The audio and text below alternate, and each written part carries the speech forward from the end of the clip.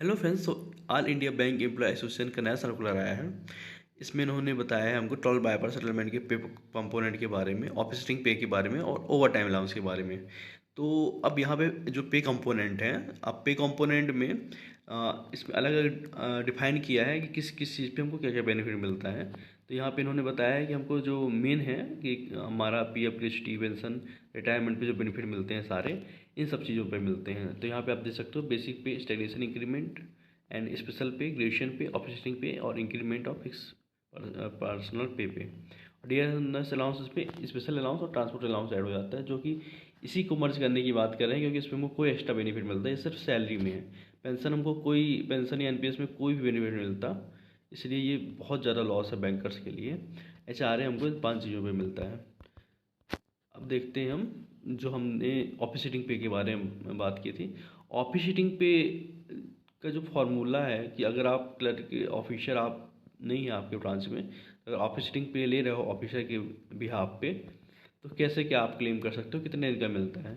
As पर term two bipartite settlement, a workman employ officiating in pay in the post of clerk officer in junior management is great in skill 1 either for a continuous period of 4 days or more than aggregate of 4 days in calendar month shall be pay officiating pay of 15% of the basic pay of the person officiating, and the same shall be payable pro rata base is of such officiating plus applicable allowance।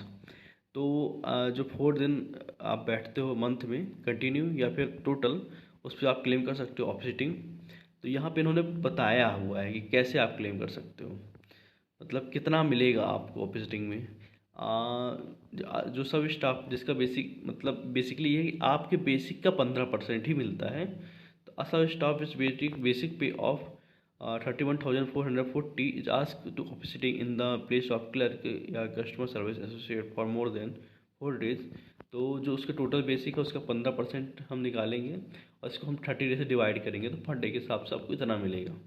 ये इनका formula है, ये इतना आपका basic बनेगा और इस पर आपको पीएफ नहीं वो सॉरी डीओ और एचआरए मिलेगा, और जो कटौती होती है पीएफ एनपीएस वो भी घटेगा।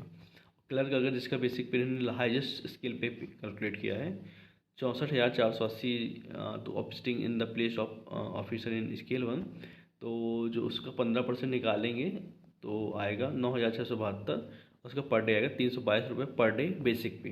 तो इस पर हमको D N H R A दिया जाएगा, तो उसके हिसाब से इतना कैलकुलेशन होगा।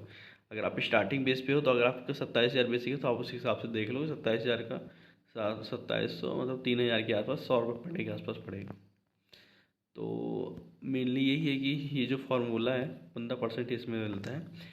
एंड ओवर टाइम की बात करें तो ओवर टाइम का फार्मूला इन्होंने लिखा है कि amended and improved by under 12 BPS. But practically क्या फ़ायदा है।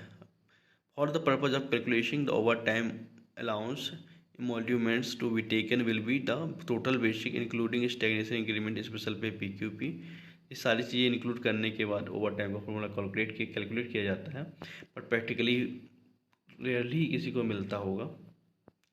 थैंक यू दोस्तों।